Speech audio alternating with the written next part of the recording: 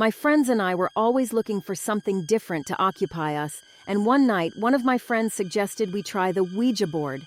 We were around 15, and none of us were going to admit to being scared, so we all agreed, and we made a very rough version from a sheet of cardboard. I got a small glass from the kitchen, and we all sat in my bedroom with the lights off, and we were only just able to see through the streetlights shining through my thick curtains. It was decided my friend Tony would ask the questions, and all four of us placed a finger on the glass that we'd placed in the center of our makeshift Ouija board.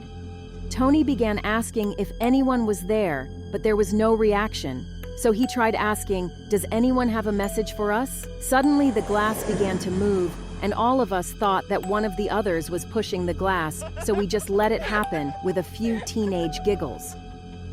First, it went to the P, and then slowly to E. And as we watched intently, it spelled out Peter and then stopped. We looked at each other for some recognition because none of us had that name. Then, shaking my head, I asked Tony to carry on.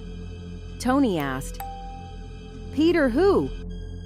And the glass began to move again and spelled out 5 words, "Tell him to see, doctor." Just then, our friend Lynn gasped and jumped up, running to the bedroom door, flinging it open so hard it hit the wall, and she ran out of the house. We all sat there in shock and confusion. It was at least a month before we found out that Lynn's dad was called Peter, and he had been putting off seeing a doctor about some stomach problems he'd been having.